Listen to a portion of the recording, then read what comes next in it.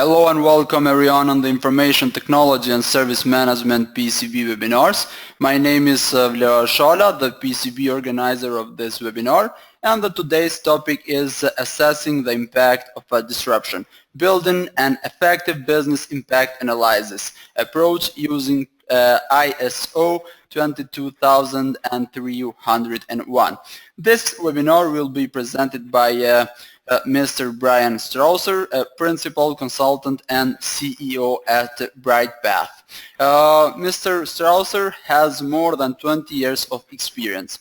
Please, if you will have any question or comments during the webinar, you may use the question box in the right-hand control panel to write them, or you may use the option to raise your hand.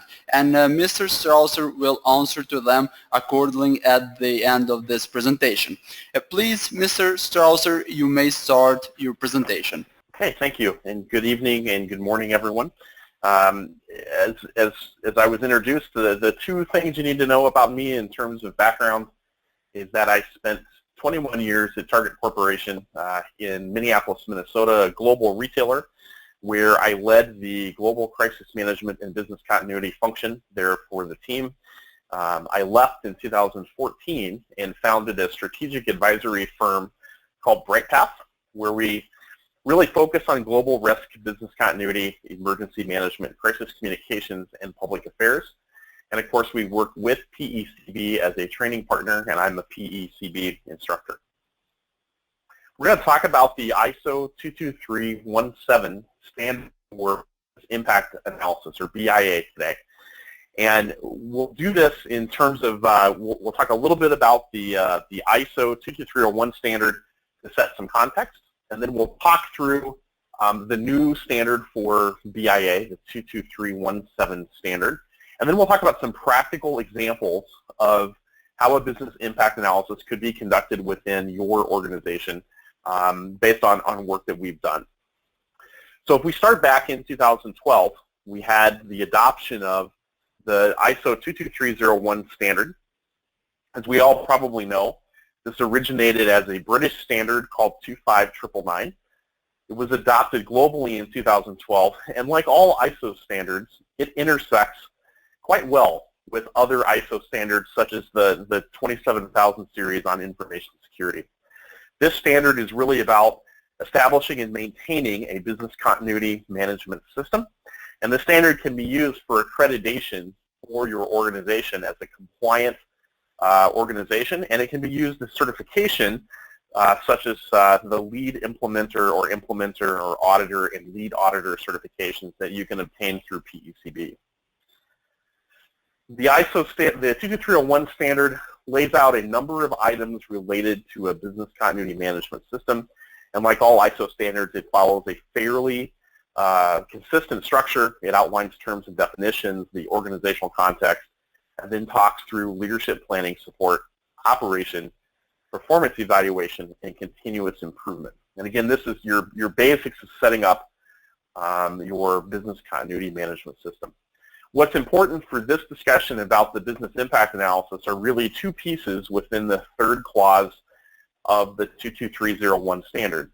And that's where the standard defines business continuity as the capability of the organization to continue the delivery of their products or services at acceptable predefined levels after a disruptive incident. So whatever you have defined through your processes as your core products and services that are essential for organizational survival at an acceptable predefined level. It might not be at 100%, but what is the minimum operating level that you can be at after a disruptive incident? This clause also outlines the BIA as the process of analyzing activity. So we're looking at what the company does, what your organization does, and we're measuring or attempting to get to the effect that a business disruption might have upon them if something occurs. So again, we're setting the definition here in the 22301 standard. It gets into more detail about the BIA, and again, this is just laying the groundwork for talking about the new BIA standard. But what the 22301 standard says in clause 8.2.2 is it really says the BIA is about four things. It's about identifying activities that support the provision of products and services. So we're looking through the BIA to understand what is it that our company really delivers that adds value to the organization, what allows us to sell our products or services. It allows us to assess the impact over time of not performing these activities. So if you're a retailer and your supply chain is disrupted, what is the impact over time to that disruption to your supply chain? That's what we're trying to capture in the BIA. We're looking to set prioritized timeframes to resume those activities following a disruption. And then we're also looking for interdependencies and supporting resources so that we understand what else needs to happen in order to recover those core functions. For example, if we use the supply chain disruption to a retailer, if your supply chain is not able to be recovered because the supply chain is dependent upon a specific piece of software, a specific application, and that application isn't recovered, well, now you have a dependency that you need to capture so that you understand all of the moving parts through your BIA. So here we're going to look at the intersections between the two standards. We have the ISO 22301 standard for business continuity management systems, which we just showed provides a high-level definition of the BIA, and it outlines some required documentation that we need to collect during that process. The new standard, the 22317 standard, really establishes the how-to for the BIA. How do we do the BIA? And it provides much greater detail in terms of planning, execution, and required documentation. And they're interconnected. If you are, for example, if you're attempting to follow the 22301 standard, then the 22317 standard is a good fit to help you with the intricacies of the BIA. So in the 22317 BIA standard, we really kind of have four basic things that that ISO is attempting to accomplish here. The standard, it really outlines the basis for continual improvement of the organization's BIA. And we're going to talk about this in some more detail, but it talks about ongoing review and specific event-triggered activities. So when certain things happen, then we need to review the BIA to determine if it's still current or if we need to make updates based on those events. The standard guides your organization in planning and conducting and reporting on your BIA. It assists you in a manner that consistently reflects good practices, which is what the ISO standard continually pushes us towards. And then lastly, it provides for the proper coordination between the BIA and your overarching business continuity program or your business continuity management system, however you refer to that in your organization. So when we look at the detail of the BIA, there's lots of different ways to conduct the BIA, and we'll talk about that in a moment. But there's really 5 things that the standard says we should be looking at as we determine critical activities and the prioritization of recovery and interdependencies. So first we're looking at financial impact. If this function cannot work, we're looking at what are the lost profits, what are the diminished market share, are there fines and penalties from not being able to perform. For example, payroll is in almost every jurisdiction globally. Payroll is a regulated function, meaning that we have laws and regulations, perhaps at a country, state or province, and even at a local level, about individuals receiving money for their services, as for being an employee. So not being able to pay folks has a regulatory and a financial impact that can be quite significant. Second, there's a reputational component. If this function can't work, what is the damage to your organization's brand? Is there negative public opinion, etc.? The third is legal and regulatory. Could you lose a license for your business? Would it make you subject to litigation? Could it cause increased operational costs if you're not able to perform this particular business function? Then there's contractual. Your inability to perform could result in a service obligation issue, a breach of contract, a service level that you've committed to contractually. And then lastly, your business objectives or your strategy. Would the failure of this function within your organization lead to a failure to deliver upon your objectives, unable to take advantage of opportunities that are in front of you for the business, so on and so forth. So lots of methods to get to the answer, but these are the 5 things that the standard says that we should be evaluating as we're going through a BIA process. On the far end of the process, when we talk about outputs, we're looking for some information. We want to know, coming out of the BIA process, if we're endorsing or modifying the overall scope of our business continuity management system. For example, perhaps your company, because of its size, is only focusing on a certain aspect of your business from a continuity perspective, and there's parts of your business that are out of scope at the current time. But your BIA shows that some of those out-of-scope areas are actually dependencies for your core business functions. And so that might cause you to recommend expanding the scope of your program or system to include the whole organization or other components of the organization. You're looking to focus and identify your governing obligations. How do we pull those together? We're looking to set timeframes and priorities for restoring the business after a disruptive incident. We're looking to identify and articulate the relationships between everything the business does. So again, your different functions. And then determining the resources, the people, the facilities, the equipment that you need to do what's necessary to get the business up and running. So these, again, are your outputs from your BIA. If we take a look at this graphically, and this is a photo, or I'm sorry, a diagram from the standard, this is when we talk about the cumulative impact of a disruption over time. This is what we're talking about here. You have impact on the y-axis, you have time on the x-axis, and you're looking at, as this disruption goes over time, that it gets worse.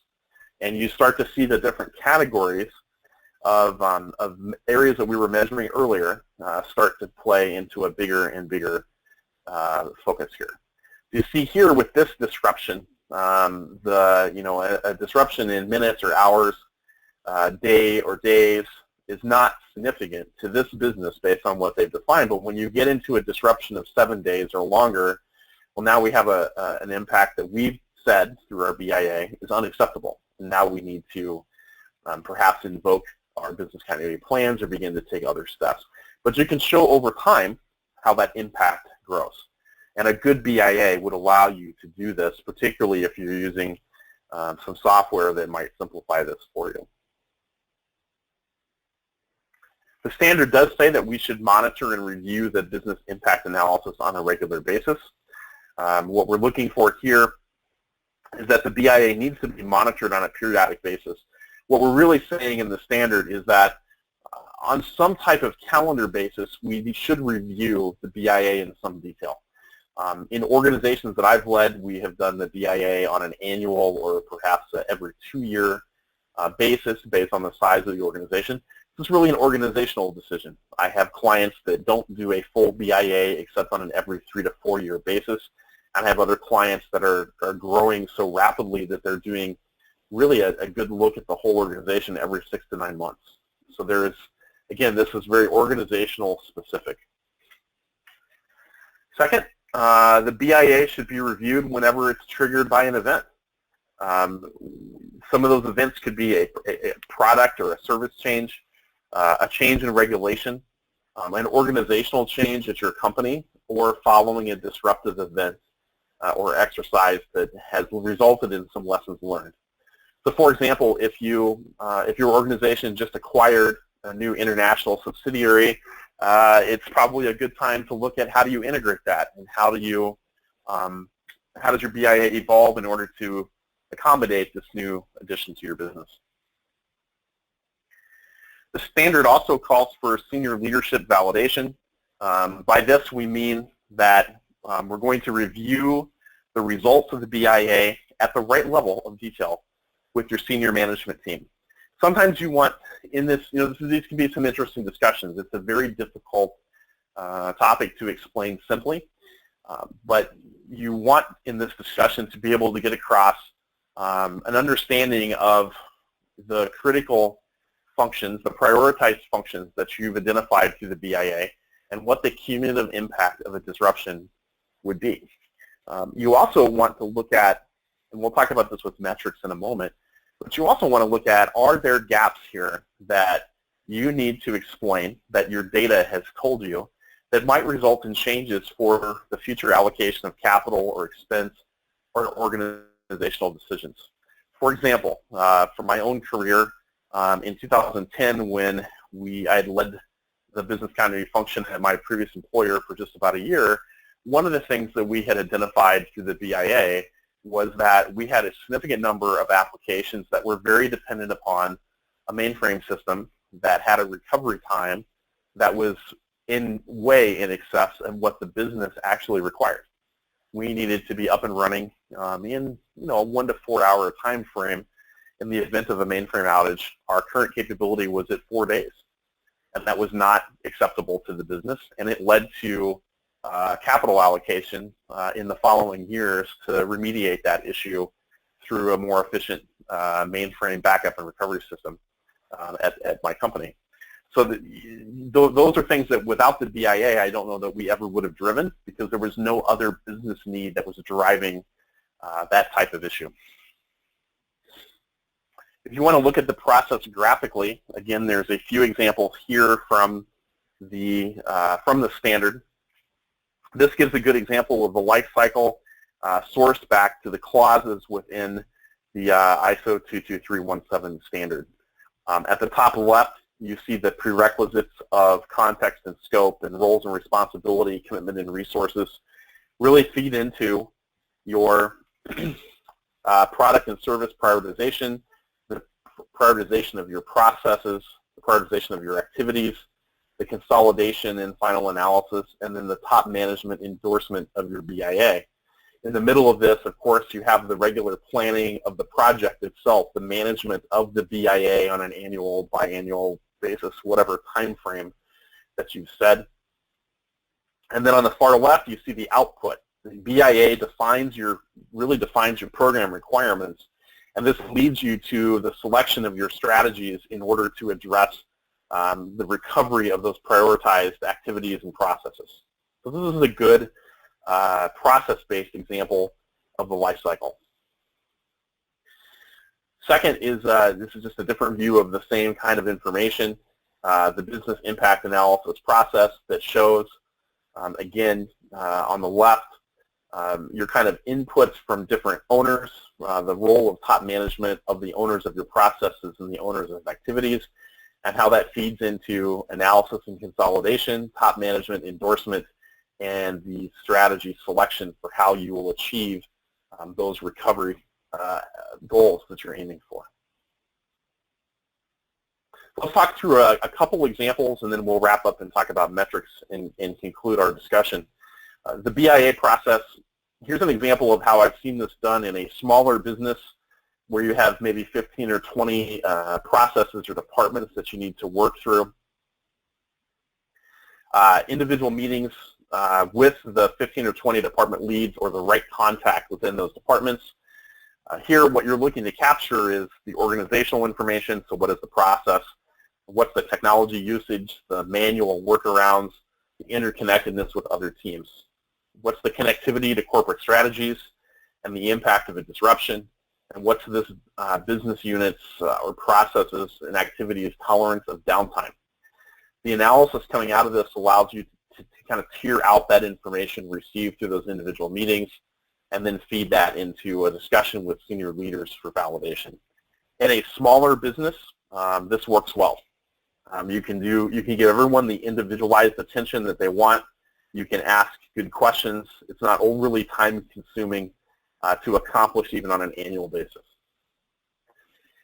In a larger business, this example was a Fortune 50 retailer. Well, you simply can't do individual meetings with every individual function that's out there. What you have to look at is, starting off with an email survey using an internal survey tool to mid-level managers. You're capturing the same information, but you have to write the survey in a way that you can get that through the survey. But again, you're looking for the same thing that we had in the individual meetings. You're then able to complete the analysis based on the data received from that tool. You can use the impact information to create recovery tiers for both business and technology.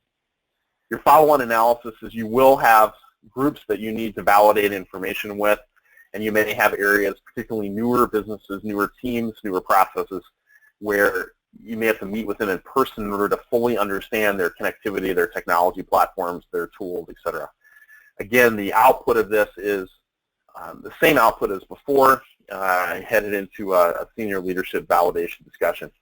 In a company, a large company, it may make sense to meet individually with your organizational heads, your top management, on a one-on-one or with your team and them basis, and then later have a broader discussion with your executive committee or top management staff as a whole to allow them to prioritize and argue with each other about how to address some of the gaps that you've seen. But these are often so complicated, you can have hundreds of critical processes in some of these organizations. It can be good to have the individual meetings with top management and then aim for a group discussion for the kind of collaborative decisions that you need to make at the end. Lastly, let's talk briefly about the BIA process, or the metrics rather. With metrics, there's a lot of ways that you can tell the story about the BIA. It is important to find ways to clearly explain the output of this in a manner that can be understood by your business leaders. In the continuity industry, I think sometimes we get a little into the rocket science and make this more difficult than it is. I would really look for ways within your company's culture to see how you can explain this in a way that's understandable by your business leaders. It's important for them to understand the tiers of recovery. So if you have things that can be recovered in 1 hour, 4 hour, 8 hour, 24 hours, etc., to explain what that looks like so that they understand the sequence in which things could occur when there is a disruption.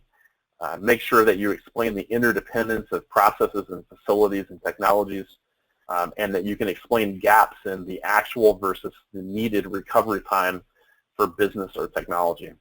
I often found that it was easier to use a concrete example of, pick a building in your organization and talk about the loss of that facility and what the cumulative impact would look like over time and what the recovery would look like as a concrete example of what this really could look like over time. Operational metrics are good to share. How many interviews did you conduct? How many survey responses? How many critical processes or teams? But again, it's not as important as telling the story of the strategy and connecting this back to what your business needs to do. And then lastly, I can't emphasize enough, it's important to talk about the gaps where leadership attention needs to be focused to close a business need, a manual workaround, a technology recovery gap that needs to be explained. One example of just out-of-the-box thinking when it comes to explaining metrics, and I've used this in previous PECB webinars. This is actually a crisis management example, but it makes the point. This is a graph of store reopenings that occurred during Hurricane Sandy. This was an industry survey conducted by the Retailers Industry Leaders Association. And what we were attempting to understand is how quickly do we recover versus how quickly our competitors in the retail business recover. And I won't tell you which line represents what retailer, but you can see that the two retailers recovered much more quickly than their competition.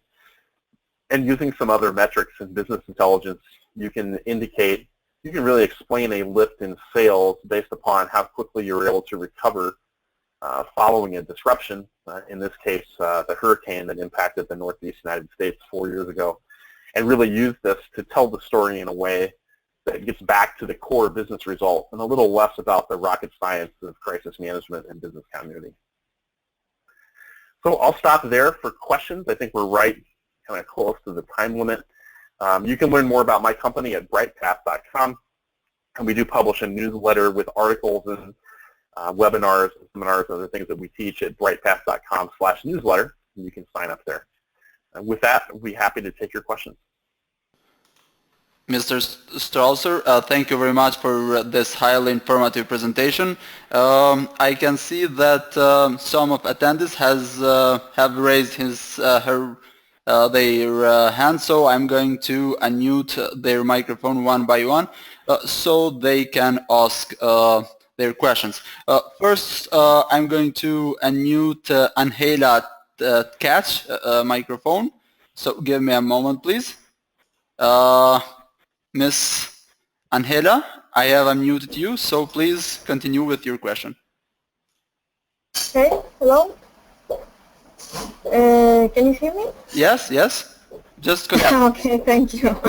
I am actually in Santiago de Chile, so I don't know if it's a good communication or if it's not. Hello? Hello, do you have any question? No, actually I don't have any questions. I didn't know this new issue, ISO, so I am looking for the actualization, the rewards for the BIAs, and I have no questions. I'm studying this information. Okay, thank you very much. Thank you for joining us. Thanks. Mr. Strawser, I'm going to take another attendee, Mr. Say Mausu. Sorry for I don't know to pronounce your name. So I'm going to unmute microphone. So Mr. Mausu, you can continue with your question, please. Dear Say, can you hear us? Yes, I can hear you now. Okay, do you have any question for Mr. Strawser? Well, the truth is, the entire webinar, I could not hear anything. Okay, sorry, I think maybe you have any problems with your internet connection, because from our side we can hear very well. Sorry for that. Okay, no problem. But can I get maybe yes, to listen to it over again? Yes, we record this webinar and you can watch, and also you can view the presentation slides too. I will, after 2 or 3 days, I will send you the link and you will be able to watch this webinar and to view the presentation slides. Thank you very much for joining us. All right, thank you very much. Bye-bye. Mr. Strawser, I'm going to take another attendee. I'm going to unmute Mr. Rather. Mr. Rather, can you hear us?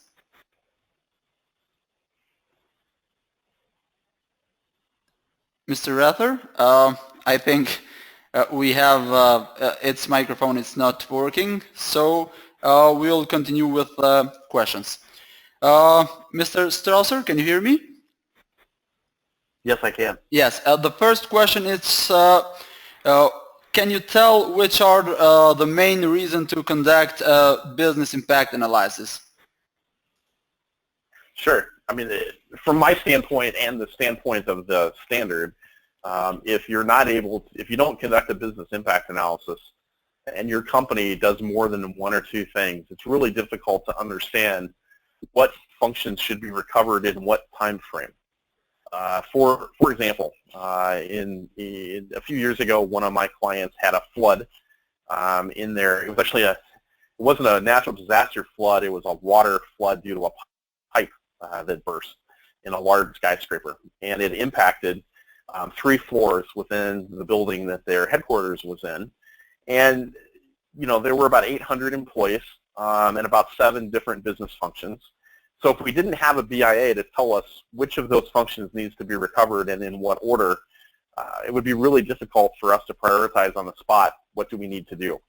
As it turned out, a handful of those functions were critical. We knew the priority in which they needed to be recovered in terms of alternate workspace and alternate technology that will let them get back to work. And we were able to recover the non-prioritized teams after we had gotten the prioritized functions up and running. So again, you want to recover the functions that are critical to your financial, reputational, strategic success, and the non-prioritized things can come after that in the right order as you define through your BIA. Okay, thank you very much. The next question is, how do you evaluate the impact of reputation impact? Quantitative and qualitative sense? Yeah, it's a great question. The reputational component is difficult because I think you want to try to be as objective as you can using quantitative information in your BIA, but you also you have to take the best guess as you can on the reputational impact. So I think a good example of that is the payroll example I talked about earlier.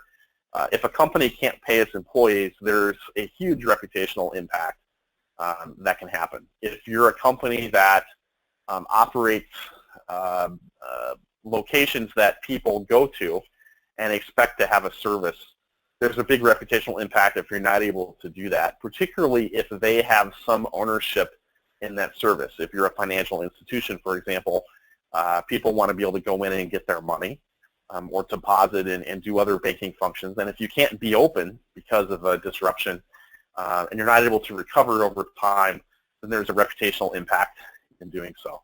But you are correct, it is a very difficult area to really put some numbers around. You have to kind of look at that in a qualitative manner.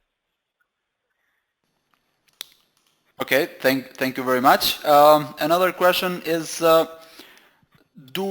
we need to find the RTO for each activity or just a single RTO for all? It will depend upon your business. If you have more than one or two functions, then you're going to need an RTO, RPO for each of your prioritized activities because they're going to be different. They may have different recovery needs. They may have different technology platforms that have different recovery capabilities, and so you're going to need one for each of your prioritized functions. Okay, thank you very much, Mr. Strawser. And the last question for you is, are there 3 commercial tools to help building business impact analysis? I don't know if there are, I don't think you'll find free software, but you can certainly find free templates for conducting a BIA. They'll be relatively simple in terms of capturing information, but you can find them out there. There are good commercial software applications that are out there. There's tons. You can look at, Gartner has a magic quadrant for business continuity software that might give you some guidance on what to look at. But there's several good platforms that are out there. I think you'll find some free Excel spreadsheets, for example, that you could use, but I don't think you'll find any free software that's out there. Thank you very much. We do not have any other questions, so I want to thank you again for this great presentation and answering the questions. I want to thank all the attendees as well for joining us this webinar, and also I want to thank all of you for giving us suggestions for other topics. We will see if we can organize another topics on your suggestions. We hope you enjoyed this webinar, and you can watch this session recorded and view the presentation slides on our website www.pcb.com. Please be informed that next week we are hosting another webinar titled The Insider Threats. Thank you very much, and have a great day or great night wherever you are. Thank you very much, and bye-bye.